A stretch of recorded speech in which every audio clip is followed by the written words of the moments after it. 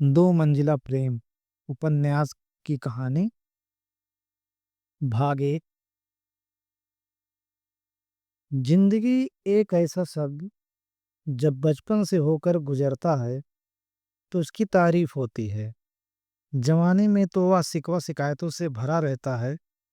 एक समय ऐसा आता है जब जिंदगी से शिकवा शिकायतें ही नहीं रह जाती।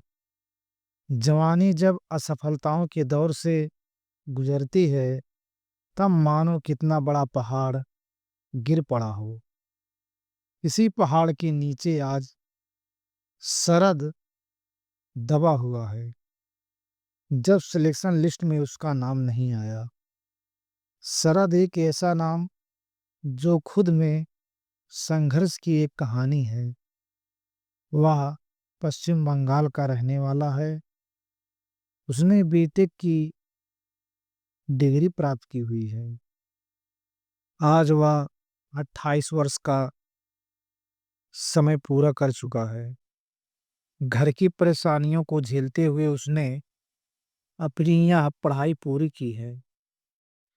नौकरियों के बहुत सारे अवसर आए पर हर बार एक दो नंबर से वह चूक जाता।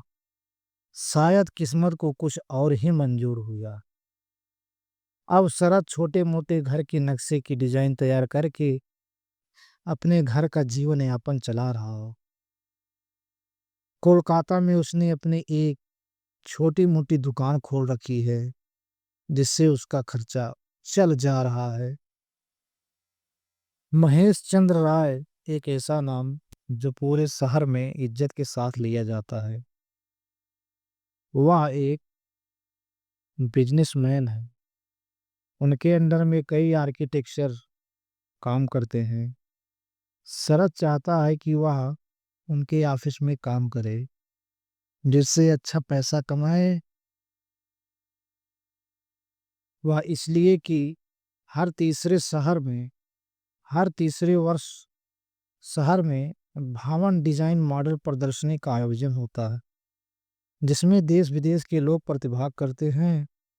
प्रथम भवन मॉडल विजेता को करोड़ों रुपए तक मिलते हैं। शरद का सपना तभी पूरा होगा जब वह महेश बाबू के साथ काम करेगा। एक दिन शरद महेश बाबू से मिलने उसके ऑफिस आया। ऑफिस में उसकी मुलाकात महेश बाबू की सेक्रेटरी श्री नय से हुई। श्री नय एक झूठा मक्कार और चापलूस किस्म का आदमी है। वह हमेशा रिश्वतखोरी वाला काम करता है। महेश बाबू सब जानते हुए भी उसे निकाल नहीं सकते क्योंकि वह उसका साला है। शरद अंदर आकर बोला, महेश बाबू कहाँ मिलेंगे? तो श्री ने बोला, यहाँ से सीधे चले जाओ, बाईं तरफ उनका ऑफिस है। पर क्या काम है बताओ? सुना है उनके अंडर में बहुत से आर्किटेक्चर काम करते हैं। मैं भी एक आर्किटेक्ट हूँ। मैं भी यह जॉब करना चाहता हूँ और अपना बेस्ट देना चाहता हूँ। ठीक है जाओ, मिल आओ। पर कुछ 150। ठीक है ये लो। शरद 50 की नोट पकड़ाते हुए श्रीनय से बोला, मैं आई कम इन सर? कम इन, आ जाओ। कौन हो तुम? मैं शरद, शरद साहनी। बताओ क्या काम है? मैं आपके साथ मिलकर काम करना चाहता हूँ सर। ये मेरी प्रोफाइल है, बायोडाटा है, आप चेक कर लीजिए। मेरे पास काफी अनुभव भी है। अब आप ही डिसाइड कीजिए कि मैं आपके साथ काम करने के लायक हूँ या नहीं। कुछ समय महेश बाबू के साथ व्यतीत करने के बाद श्रीनय और महेश बाबू ने निर्णय लिया कि इसको काम पर रख लिया जाए। महेश बाबू ने नौकरी पर रख लिया 20,000 प्रति माह के वेतन पर।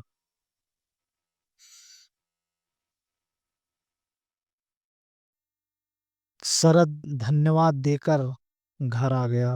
उसे दूसरे दिन से 2 बजे से शाम 8 बजे तक ऑफिस में काम करना है। अब तो वह और भी जिम्मेदारियों से बंध गया है, पर वह खुश है कि वह अब पहले से कहीं बेहतर स्थिति में है। धीरे धीरे समय बीत रहा था। गुजरते वक्त के साथ साथ उसकी आर्किटेक्ट की प्रतिभा और भी निखरती जा रही थी। अब उसके पास अद्वितीय कौशल और दृष्टिकोण है। वह प्रशिक्षित आर्किटेक्ट की तरह व्यवहार करता है। घर की समग्र संरचना, सौंदर्यता और बारीक डिजाइन बनाने में दक्ष हो गया है। वह तो पहले से ही प्रतिभावान व्यक्ति था। उसे चमकने के लिए किसी सहारे की जरूरत थी, जो अब पूरी हो गई है। शरद आज एक माना जाना आर्किटेक्ट के साथ साथ इंटीरियर डिजाइनर भी है। वह महेश बाबू की पहली पसंद भी है। अब तो उन्हें विश्वास हो गया है कि प्रदर्शनी में हम ही जीतेंगे। शरद के जरिए ही हमारा सपना पूरा होगा। लाखों करोड़ों कमाएंगे।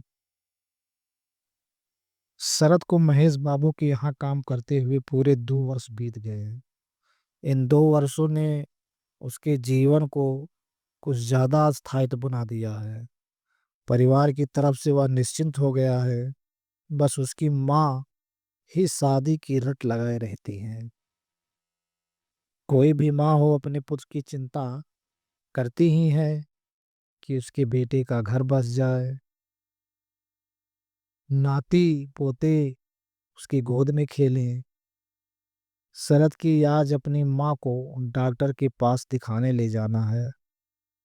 डॉक्टर खन्ना माने जाने आर्थो के डॉक्टर हैं। उसकी माँ ज्यादातर गठिया रोग से परेशान रहती है। महीने में एक बार चेकअप के लिए जाना ही पड़ता है। आज शरद ऑफिस से कुछ समय पहले निकला था। घर पहुंचते ही वह माँ से बोला, माँ जल्दी तैयार हो जाओ, डॉक्टर के यहाँ चलना है। तो माँ कहती है, मैं कब से तैयार हूँ बेटा।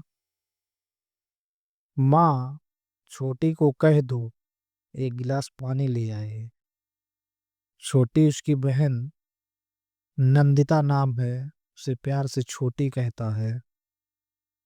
छोटी आती है पानी लेकर। भैया पानी ले लो।